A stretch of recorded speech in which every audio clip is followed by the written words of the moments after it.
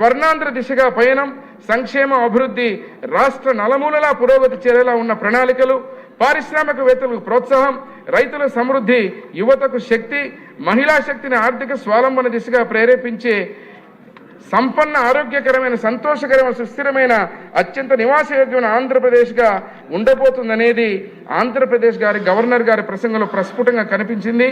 అదే రకంగా సహచర శాసనసభ్యులు కూన రవికుమార్ గారు ప్రవేశపెట్టిన తీర్మానాన్ని ఈ యొక్క కార్యక్రమంలో తమ ద్వారా అవకాశం ఇచ్చిన నాకు బలపరుస్తూ సెలవు తీసుకుంటున్నాను అధ్యక్ష. Thank you. With in the time ఇప్పుడు శ్రీమతి లోకం నాగమాధవి గారు, ఎమ్మెల్యే గారు. ధన్యవాదాలు అధ్యక్ష. ఆంధ్రప్రదేశ్ శాసనసభను ఉద్దేశించి ఆంధ్రప్రదేశ్ గవర్నర్ గారు శ్రీ ఎస్ అబ్దుల్ నజీర్ గారు చేసిన ప్రసంగం ఆపాదమస్తకం, ప్రజాహితంగా ఉంది. ఇది మంచి ప్రభుత్వం, ఖచ్చితంగా ప్రజల గురించి ఆలోచిస్తూ ప్రజాహితంగా గత ప్రభుత్వం తాలూకా దుష్ట పాలనని, దుర్మార్గపు ఆలోచనల్ని, అవినీతిని అరికడుతూ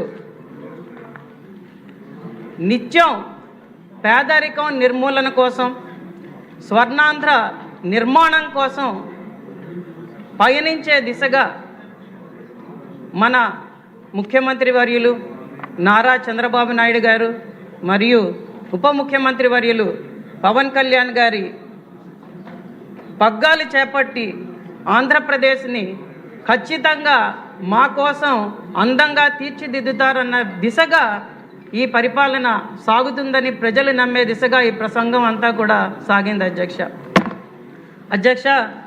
మీరు చెప్పినట్టుగా నిన్న సభలో వారి ప్రవర్తన చాలా అసహ్యంగా ఉంది. ప్రజలందరూ కూడా దాని గురించే మాట్లాడుతూ ఆయనకి ప్రతిపక్ష హోదా ఎలా వస్తుంది, గత అసెంబ్లీ సెషన్స్కి రాలేదు, ప్రజల గురించి పట్టించుకోలేదు, ఈ 9 నెలల్లో ఏ రోజు ప్రజల గురించి ఆలోచించలేదు, మళ్ళీ రాష్ట్ర గవర్నర్ గారు చేస్తున్న ప్రసంగాన్ని అడ్డుపడుతూ ఖచ్చితంగా మళ్ళీ ఇంకొకసారి ఒక జోకర్గా ఆయన మిగిలాడని ప్రజలు ఈరోజు చెప్తున్నారు అధ్యక్ష.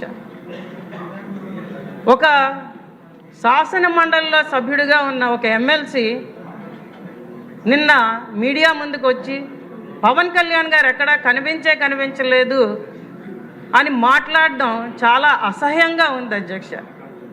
ఇవన్నీ కూడా ప్రజలు ఖచ్చితంగా గమనిస్తున్నారు. ప్రజలైతే దాని గురించి వాళ్ళని పట్టించుకునే దిశగా లేరు. ఇంకా వాళ్ళ బిహేవియర్ అలాగే కంటిన్యూ అయితే అధ్యక్ష 29లో 11 సీట్లు కూడా రావు అధ్యక్ష వాళ్ళకి. అది మటుకు అక్షర సత్యం అధ్యక్ష. ఈరోజు వాళ్ళ గురించి మాట్లాడుకోవడం మానేసి మనం ఖచ్చితంగా మన ప్రభుత్వం ఇది మంచి ప్రభుత్వం, ఖచ్చితంగా ప్రజల గురించి ఆలోచిస్తున్న ప్రభుత్వం అనే దిశగా ఎవరైనా ఒక మనిషికి ఒక చేపనిస్తే అది అతనికి ఒక రోజు తిండి పెట్టినట్లు అవుతుంది. అదే మనిషికి చేపలు పట్టడం నేర్పితే జీవితాంతం తిండి పెట్టినట్లు అవుతుంది అన్న మన గౌరవ ముఖ్యమంత్రి గారి సూక్తిని నిన్నను మన గవర్నర్ గారు చెప్తున్నప్పుడు ఖచ్చితంగా ప్రజలందరూ ఒకటే ఆలోచిస్తున్నారు అధ్యక్ష. ఎందుకంటే ప్రభుత్వ రాష్ట్ర ఆర్థిక పరిస్థితిని దృష్టిలో ఉంచుకొని ఒక గౌరవ ముఖ్యమంత్రి ప్రతి అడుగు వేయాలి అధ్యక్ష. గత ప్రభుత్వంలో అది ఎక్కడా కనిపించలేదు అధ్యక్ష. ఖచ్చితంగా రాష్ట్ర ప్రభుత్వ నిధులని దుర్వినియోగపరుస్తూ రాష్ట్రానికి అప్పుల భారం పెంచుతూ ప్రతి పని గత ప్రభుత్వం చేసిందనడానికి మనం చాలా శ్వేతపత్రాలు రిలీజ్ చేసాం. దాని గురించి కూడా మన శాసనసభలో కూలంకషంగా చర్చలు కూడా జరిగాయి అధ్యక్ష. కాబట్టి ఇప్పుడు మన ప్రభుత్వం చేసే ప్రతి ఆలోచన, అలాగే కేంద్రం తాలూకా పథకాలన్నింటినీ జోడించుకుంటూ రాష్ట్రాన్ని అభివృద్ధి పదంలోకి తీసుకువెళ్ళే ఆలోచన విధానం ఖచ్చితంగా మనం ఇది స్వర్ణాంధ్ర నిర్మాణానికి పునాదులు వేస్తున్న అనడంలో ఎటువంటి సందేహం లేదు అధ్యక్ష. అలాగే అధ్యక్ష, మనం చేసే ప్రతి పని కూడా అధ్యక్ష ఎన్నికల హామీలని దృష్టిలో ఉంచుకొని ప్రజలు మనకు చెప్తున్న దాన్ని ఖచ్చితంగా విని దానికి తగ్గట్టుగా ప్రతి అడుగు వేస్తూ, అలాగే ఆర్థిక సంక్షోభంలో ఉన్న రాష్ట్రాన్ని దృష్టిలో ఉంచుకొని దాన్ని పైకి తీసుకొచ్చే దిశగా ఏ పనులు చేస్తే మనకి రేపు పొద్దున్న రాష్ట్రం ముందుకు సాగుతుందన్న దిశగా ప్రతి అడుగు వేస్తున్నాం అధ్యక్ష. దానిలో ఎటువంటి సందేహం లేదు అధ్యక్ష. అది ఈ ప్రసంగంలో ఆపాదమస్తకం మనకు కనిపించింది అధ్యక్ష. అలాగే మనం ముఖ్యంగా చెప్పుకోవాల్సింది ఏంటంటే సంక్షేమంతో కూడిన అభివృద్ధి మనం మన రాష్ట్రానికి అందిస్తామన్న దిశగా ప్రతి అడుగు వేస్తున్నాం అధ్యక్ష. అందులో ముఖ్యంగా నేను చెప్పదలుచుకున్నది పల్లె పండుగ. మన గౌరవ ఉప ముఖ్యమంత్రి వర్యులు పవన్ కళ్యాణ్ గారి పంచాయతీరాజ్ శాఖ ద్వారా మనం ఆగస్టు 23వ తారీఖున గ్రామ సభలు నిర్వహించాం. ఇంతకు ముందెన్నడూ లేని విధంగా గత 5 సంవత్సరాల గ్రామ సభ అన్న పదాన్నే మర్చిపోయారు అధ్యక్ష ప్రజలు.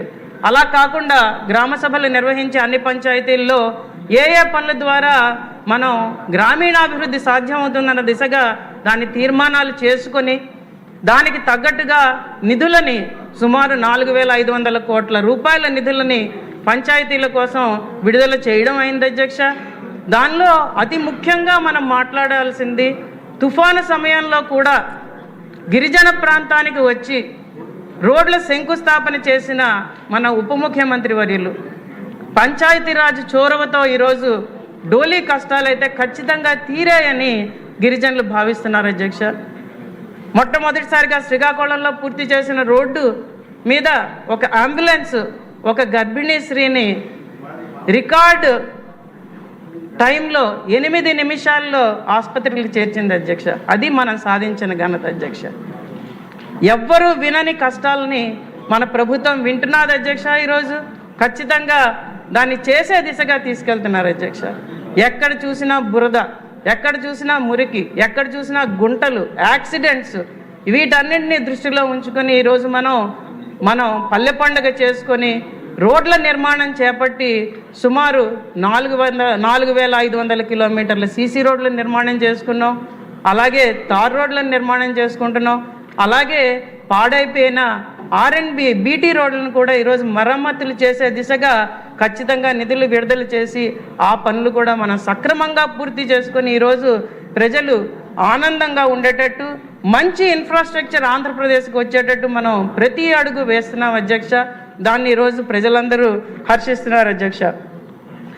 ఇంకా చెప్పుకోవాల్సింది ప్యాడీ ప్రొక్యూర్మెంట్. ఖచ్చితంగా రైతులు గత ప్రభుత్వ హయాంలో ఎంత నష్టపోయామో మనకు తెలుసు అధ్యక్ష. ఎందుకంటే ఆర్బీకేలు అన్నారు, వాటి నిర్మాణం అన్నారు, సకాలంలో ఒక్క ఎరువు సప్లై చేయలేదు, సకాలంలో సీడ్స్ సప్లై చేయలేదు, సకాలంలో ప్యాడీ ప్రొక్యూర్మెంట్ చేయలేదు. ఎందుకంటే గత ఎలక్షన్ క్యాంపెయిన్లో మనం వెళ్ళినప్పుడు రైతులు కన్నీళ్లతో మొలకలెత్తిన విత్తనాలు మొలకలెత్తిన ధాన్యం చూపిస్తుంటే నిజంగా చాలా బాధ కలిగించింది అధ్యక్ష.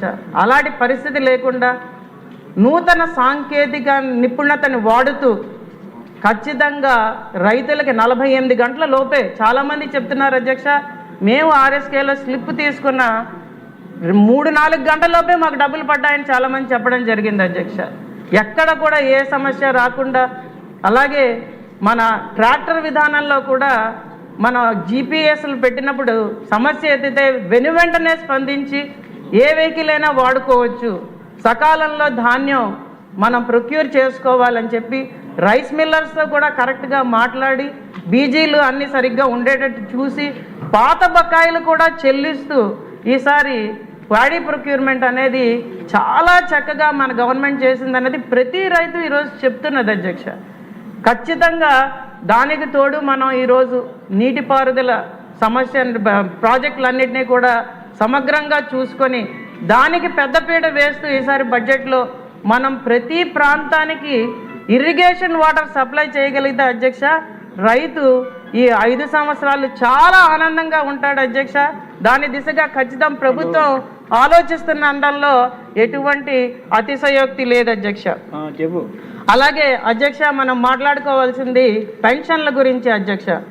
పెన్షన్లు 3,000 నుంచి 4,000కి పెంచుతూ ప్రతి ఒక్కరికి కూడా 1వ తారీఖు రోజే పెన్షన్లు ఇచ్చే దిశగా మనము కొన్ని సందర్భాల్లో అయితే ఆ రోజు సెలవు దినం అయితే 31నే పెన్షన్లు ఇచ్చే దిశగా ప్రతి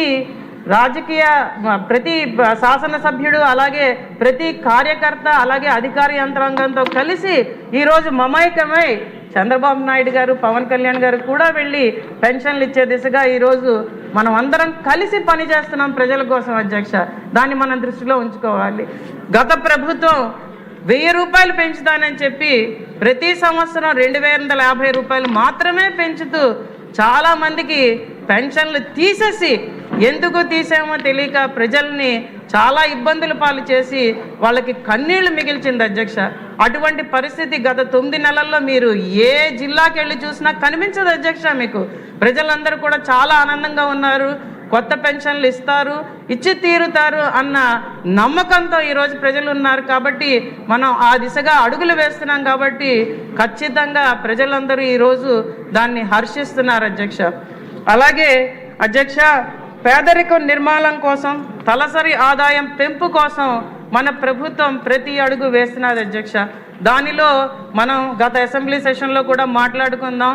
దానిలో మహిళా సాధికారత అలాగే ఎస్హెచ్జీలను వాడి మనం మహిళా సాధికారత దిశగా ఖచ్చితంగా మహిళల్ని మనం సపోర్ట్ చేస్తూ ఈరోజు వాళ్ళని పారిశ్రామికవేత్తలుగా తీర్చిదిద్దే దిశగా కేంద్ర పథకాలని అందుబాటులోకి తీసుకొస్తూ మనం చాలా పనులు చేస్తున్నాం అధ్యక్ష.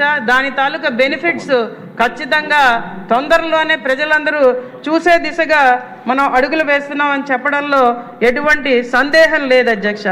అలాగే మనం జాబ్ క్రియేషన్ కోసం యూత్ని దృష్టిలో ఉంచుకొని స్కిల్ డెవలప్మెంట్ దిశగా ముందుకు అడుగులేస్తూ సర్వీస్ సెక్టర్లో ప్రత్యేకమైన దృష్టి పెడుతూ మనం ప్రతి అడుగు ఎంఎస్ఎంఈ ఇండస్ట్రీస్ స్టార్ట్ చేసుకుంటూ అలాగే పెద్ద పెద్ద పరిశ్రమలు తీసుకొస్తూ మనం ప్రతి అడుగు వేస్తున్నాం అధ్యక్ష. ఈరోజు అది ఈ ప్రసంగంలో ఖచ్చితంగా కనిపించింది అధ్యక్ష. ప్రజలందరూ దాన్ని చాలా హర్షిస్తున్నారు అధ్యక్ష.